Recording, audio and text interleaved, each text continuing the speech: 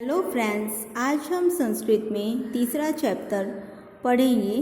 परम निधानम कह मतलब श्रेष्ठ खजाना।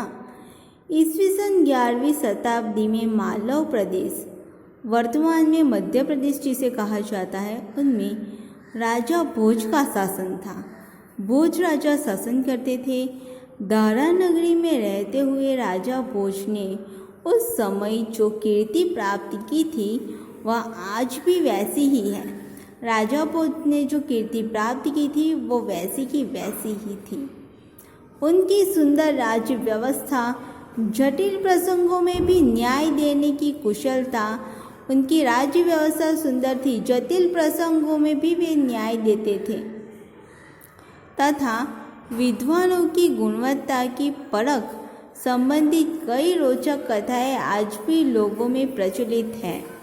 उनकी जो कथाएं थी वो आज भी लोगों में प्रचलित है। ऐसी कथाओं का संस्कृत में एक संग्रह भोज प्रबंध के नाम से प्रसिद्ध है।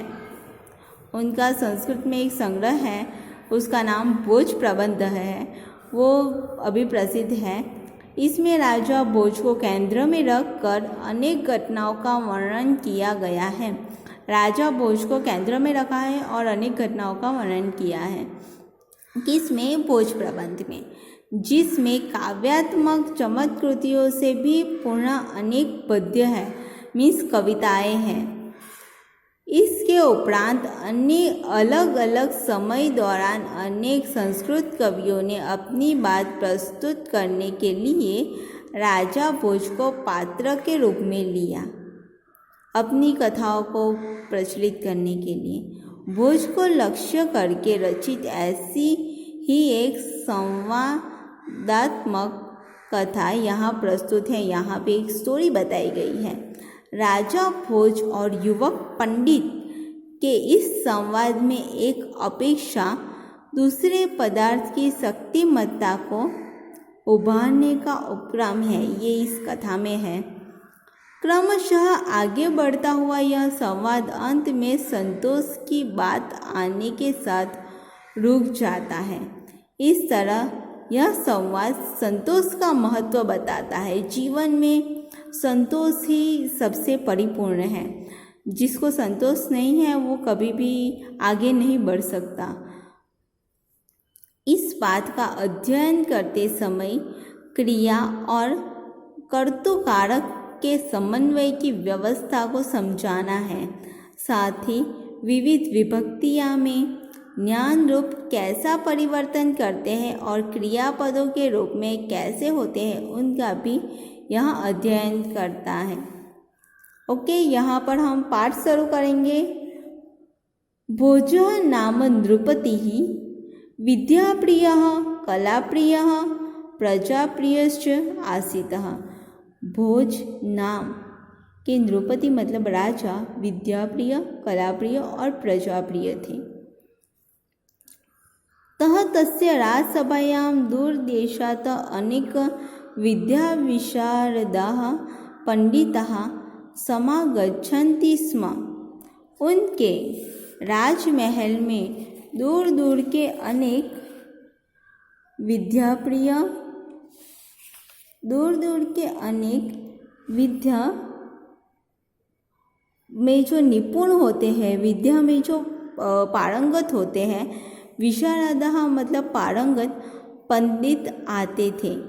एकदा भोजः प्रसादस्य गवाक्षे उपविष्टः आसीत्। एक दिन भोज राजा प्रसादस्य मतलब महल, गवाक्षे मतलब जो झरोखा होता है, झरोखा એટલે बालकनी, उपविष्टः आसीत् बैठे हुए थे। एक दिन राजा भोज अपने महल के झरोखे में बैठे हुए थे। सह मार्गे एकम नवागंतुकम अनभिज्ञम युवकम पश्यति। वह मार्ग में एक नवगंतुकम એટલે नया, अनभिज्ञम એટલે अनजाना, युवक पश्यति युवक को देखा। उन मार्ग पे उन्होंने एक अनजाने युवक को देखा। तस्य परिचयं ज्ञातुं सः तं प्रसादे आहव्यति।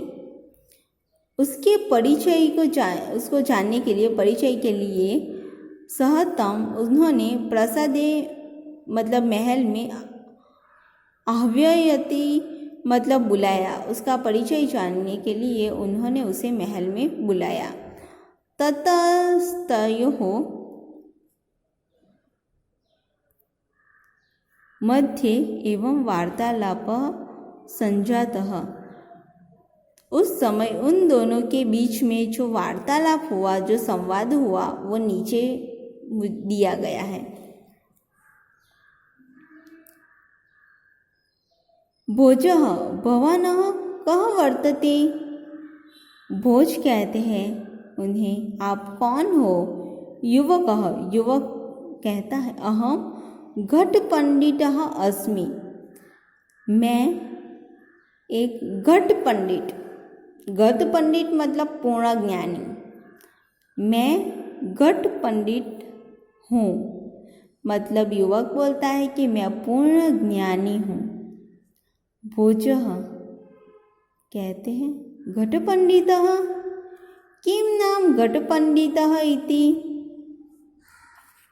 घट पंडित अर्थात क्या, वो पूछते हैं कि क्या घट पंडित मतलब क्या।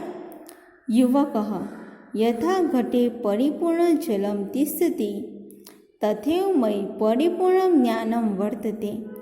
यथा जैसे घड़े में परिपूर्ण मतलब परिपूर्ण जल, तिष्ठति परिपूर्ण जल से भरा हुआ है घड़ा, तथैव वैसे ही मयि एटले मुझ में परिपूर्ण ज्ञान वर्तते। जैसे घड़े में छलोछल पानी भरा हुआ होता है, वैसे ही मुझ में परिपूर्ण ज्ञान भरा है। समझ में आया। जैसे घड़े में पूरा पानी भरा होता है, वैसे ये युवक बोलता है कि मुझ में परिपूर्ण ज्ञान है। अतः अहम स्वात्मानं घट पंडितः मन्ये। इसलिए मैं स्वत्मानं खुद को, घट पंडितम मतलब घट पंडित पूर्ण ज्ञानी, मन्ये मतलब मानता हूँ, इसलिए मैं खुद को घट पंडित मानता हूँ। भोजः युवकस्य गर्वपूर्णानुक्ति श्रुत्वा स्वात्मानं ततोप्यधिकं मत्वा अहंकारं सह। युवक की गौरवपूर्ण उक्ति श्रुत्वा मतलब सुनकर, स्वात्मन